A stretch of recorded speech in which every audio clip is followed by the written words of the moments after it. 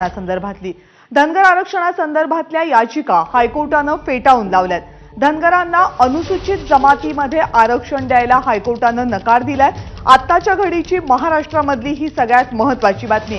गेल्या काही दिवसांपासून धनगर आरक्षण मिळावं यासाठी राज्यभरामधल्या अनेक ठिकाणी आंदोलनं करण्यात येत होती, मोर्चे काढण्यात येत होती।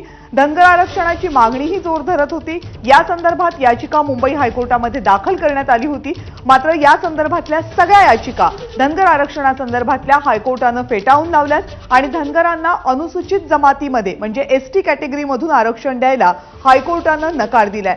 धनगर आरक्षणाची मागणी जोर धरत असताना हायकोर्टाने दिलेला हा नकार म्हणजे धनगर समुदायासाठी एक मोठा धक्का आहे। धनगर समुदायाला एसटी मध्ये अनुसूचित जमातीमध्ये आरक्षण मिळावं यासाठी गेल्या अनेक दिवसांपासून आंदोलनं केली जात होती। मात्र हायकोर्टानं याचिका फेटाळली आहे। अमेय राणे या संदर्भातली आणखी माहिती आपल्यापर्यंत पोहोचवतील। अमेय, कविता, या संदर्भात विविध याचिका हायकोर्टात दाखल झालेल्या होत्या आणि गेल्या अनेक वर्षांपासून यावर सुनावणी सुरू होती, परंतु आता अखेरीस हायकोर्टानं या प्रकरणी जो दिलासा आहे तो देण्यास नकार दिलेला आहे आणि कुठेतरी हा धनगर समाजासाठी एक खूप मोठा धोका मानला जातोय, एक दणका मानला जातोय, कारण की जी अपेक्षा होती त्यांची की त्यांना एनटी मधून एसटी या प्रवर्गात आरक्षण मिळेल, 3.5% थेट 7% आरक्षण होणार होतं, परंतु त्यासाठी ज्या गोष्टींची पूर्तता आणि पडताळणी करण्याची आवश्यकता होती त्या पूर्ण होत नाहीयेत। या निकषावरती अखेरीस मुंबई उच्च न्यायालयाचे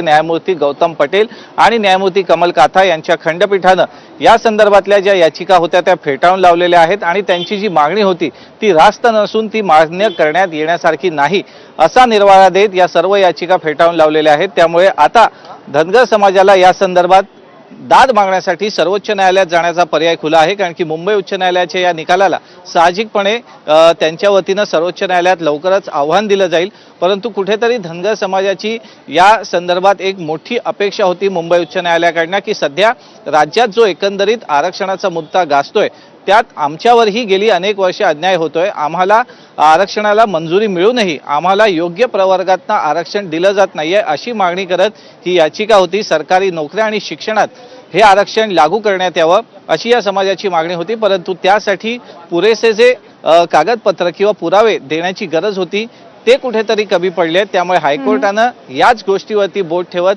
त्यांच्या सर्व याचिका फेटाळून लावलेल्या आहेत आणि आता या समाजापुढे या निकालाला हायकोर्टाच्या निकालाला सर्वोच्च न्यायालयात आव्हान देण्याचा पर्याय खुला आहे। कविता, त्यामुळे धनगर समाजासाठी ही मागणी करणाऱ्यांसाठी हा एक मोठा धक्का म्हणायला लागेल। अमेय, धन्यवाद तुम्ही दिलेल्या सगळ्या सविस्तर माहितीबद्दल। हायकोर्टानं दिलेल्या निकालानुसार सगळ्या याचिका फेटाळण्यात आलेल्या आहेत आणि धनगर समाजाने केलेल्या याचिका फेटाळल्यामुळे धनगर समाजाला एसटी मधून आरक्षण मिळण्याचा मार्ग तुर्तास तरी बंद झालेला आहे, अर्थात सुप्रीम कोर्टामध्ये या विरोधात दाद मागण्याचा पर्याय उपलब्ध आहे। याच संदर्भातल्या आणि महाराष्ट्रभरातल्या आणखी काही महत्त्वाच्या बातम्या पाहूयात माझं गाव माझा जिल्हा मधून।